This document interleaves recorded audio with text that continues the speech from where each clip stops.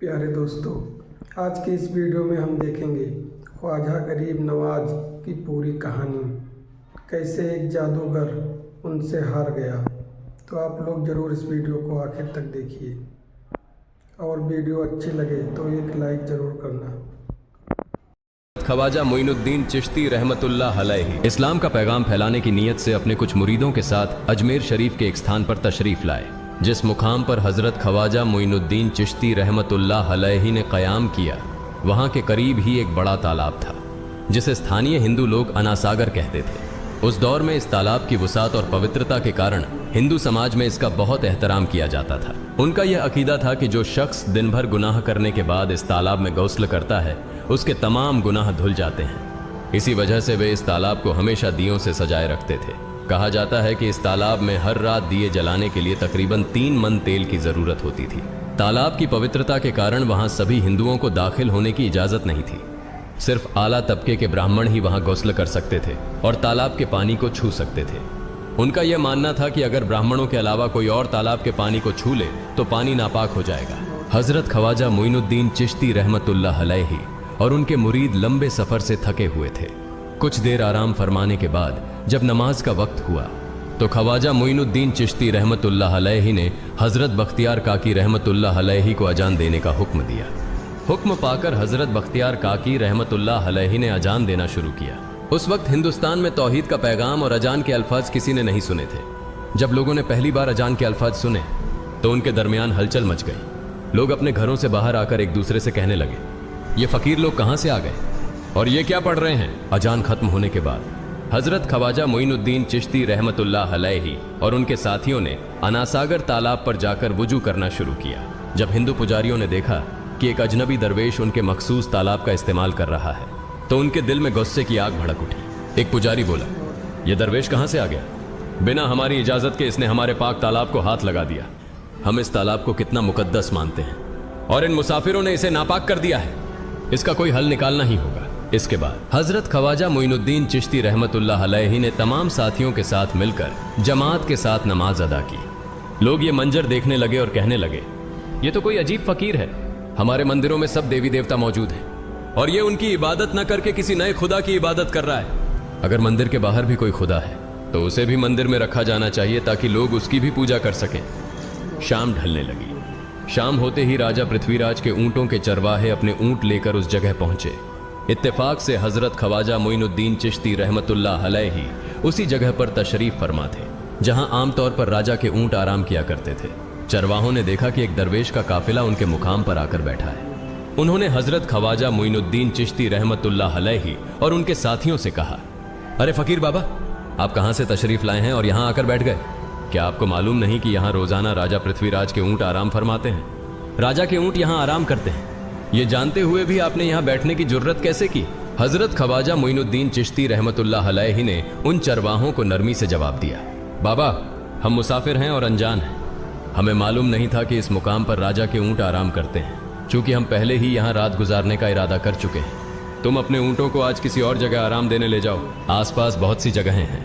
हजरत ख्वाजा मोइनुद्दीन चिश्ती रहमतुल्लाह अलैहि का जवाब सुनकर पृथ्वीराज के चरवाहे बोले, फकीर की हिम्मत तो देखो, कहता है कि राजा के ऊंटों को कहीं और ले जाएं और खुद यहां बैठे रहेंगे। फकीर बाबा, यह तो हरगिज मुमकिन नहीं है। राजा के ऊंट अपने ही मुकाम पर बैठेंगे। यह कहकर चरवाहों ने हजरत ख्वाजा मोइनुद्दीन चिश्ती रहमतुल्लाह अलैहि और उनके साथियों को वहां से उठाने के लिए दुर्व्यवहार करना शुरू कर दिया। हजरत ख्वाजा मोइनुद्दीन चिश्ती रहमतुल्लाह अलैहि बहुत ही सरल स्वभाव के थे। जब उन्होंने देखा कि चरवाहे दुर्व्यवहार कर रहे हैं तो उन्होंने बख्तियार काकी रहमतुल्लाह अलैहि से कहा, बख्तियार, हम यहां बैठकर क्या करेंगे? जब राजा के ऊंटों को यहीं बैठाना है तो रहने दो, ऊंट यहीं बैठे, हम यहां से जा रहे हैं। यह कहकर हजरत ख्वाजा मोइनुद्दीन चिश्ती रहमतुल्लाह अलैहि अपने साथियों के साथ वहां से चले गए। अगली सुबह जब ऊंटों को फिर से चरागाह में ले जाने का समय आया तो चरवाहे ऊंटों को उठाने की कोशिश करने लगे, लेकिन बार बार कोशिश के बावजूद वे ऊंटों को उठा नहीं सके, क्योंकि अल्लाह के वली हजरत ख्वाजा मोइनुद्दीन चिश्ती रहमतुल्लाह अलैहि ने कहा था कि ऊंट यहीं बैठेंगे। अल्लाह रब्बुल आलमीन ने उनकी यह दुआ कबूल कर ली थी और ऊंटों को आदेश दिया था कि जब तक मोइनुद्दीन चिश्ती खुद नहीं कहेंगे तब तक वे यहीं बैठे रहेंगे। इसके बाद चरवाहे ऊंटों के न उठने का कारण जानने लगे। उनमें से एक नेक चरवाहा था जिसने कहा, क्या तुम्हें याद है कि हमने कल यहाँ से एक दरवेश को उठाया था? जाते जाते उन्होंने कहा था कि हम जा रहे हैं, राजा के ऊंट यहीं बैठेंगे। मुझे लगता है कि उनके कहे शब्दों के कारण ही राजा के ऊंट उठ नहीं पा रहे हैं। शायद वह कोई बड़े वली हैं या अल्लाह का कोई अवतार है। इस बात को महामहिम राजा के समक्ष रखते हैं। इसके बाद चरवाहे पृथ्वीराज के पास पहुंचे और हाथ जोड़कर निवेदन किया, महाराज, हमने बहुत कोशिश की, लेकिन आपके ऊंटों को उनके स्थान से नहीं उठा सके और उन्हें चरागाह में घास चराने नहीं ले जा पा रहे हैं। राजा पृथ्वीराज ने आश्चर्य से पूछा, क्या ऊंटों को कोई बीमारी है जिस कारण वे उठ नहीं पा रहे? चरवाहों ने कहा, महाराज, ऊंट पूरी तरह स्वस्थ हैं, उन्हें कोई बीमारी नहीं है।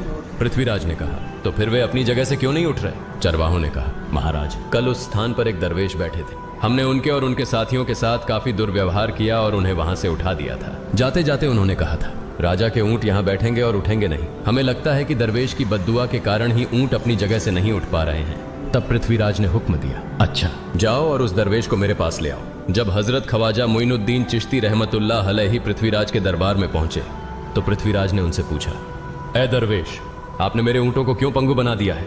मेरे ऊंट भूखे मर रहे हैं, कृपया अपना जादू उनसे हटा लें। अगर जादू नहीं हटाया तो मेरे ऊंट भूखे मर जाएंगे।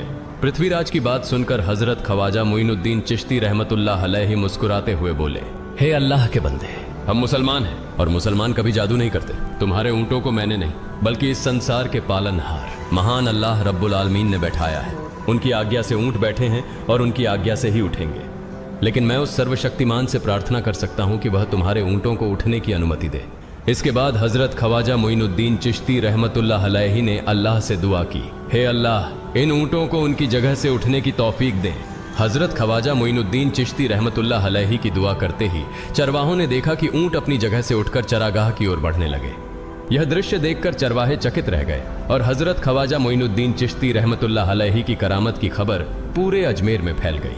जैसे जैसे हिंदुओं के बीच हजरत ख्वाजा मोइनुद्दीन चिश्ती रहमतुल्लाह अलैहि की करामत की बातें फैलने लगीं और इस्लाम की महानता उनके सामने प्रकट होने लगी, मंदिर के पुजारी भयभीत हो गए। वे सोचने लगे, अगर यही चलता रहा तो सभी हिंदू मुसलमान बन जाएंगे। तब वे पृथ्वीराज के पास पहुंचे और निवेदन किया, महाराज, ये दरवेश हमारे राज्य में अशांति फैला रहे हैं।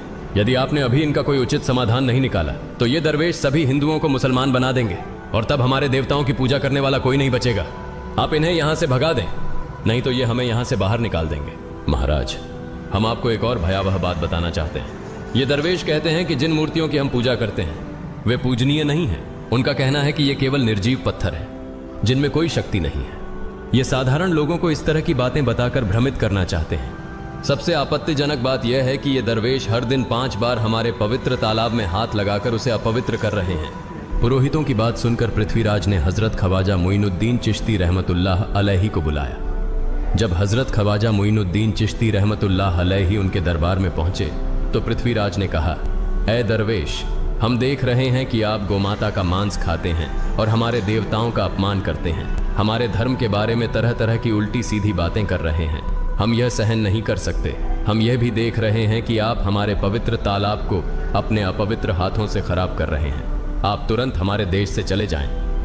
हजरत ख्वाजा मोइनुद्दीन चिश्ती रहमतुल्लाह अलैहि ने कहा, बाबा, हम लोग तो केवल वुजू करते हैं, नहाते नहीं। अगर पूरी देह के स्पर्श से आपके तालाब का पानी खराब नहीं होता है तो केवल हमारे हाथ और चेहरे के पानी से तालाब अपवित्र कैसे हो सकता है? यह सुनकर पृथ्वीराज ने कहा, वे सभी लोग हमारे धर्म के हैं जबकि तुम लोग कहीं और से आ गए हो। तुम हमारे धर्म के नहीं हो, इसलिए तुम्हारे हाथ लगाने से हमारा तालाब अपवित्र हो जाता है। तब हजरत ख्वाजा मोइनुद्दीन चिश्ती रहमतुल्लाह अलैहि ने कहा, अच्छा बाबा, हम अब आपके तालाब के पानी को हाथ नहीं लगाएंगे, लेकिन हमें पानी की जरूरत है तो हम चाहते हैं कि केवल एक बर्तन में पानी ले लें।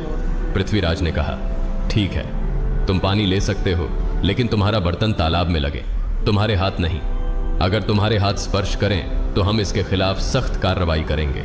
राजा के साथ सहमति के बाद हजरत ख्वाजा मोइनुद्दीन चिश्ती रहमतुल्लाह अलैहि ने अपने मुख्य खलीफा बख्तियार काकी रहमतुल्लाह अलैहि से कहा, बख्तियार, जाओ और राजा के तालाब से एक बर्तन में पानी ले आओ, लेकिन बहुत सावधानी से पानी लेना ताकि तुम्हारा हाथ तालाब के पानी को छू न सके। बख्तियार काकी रहमतुल्लाह अलैहि हजरत ख्वाजा मोइनुद्दीन चिश्ती रहमतुल्लाह अलैहि के आदेश का पालन करते हुए आना सागर से पानी लेने गए।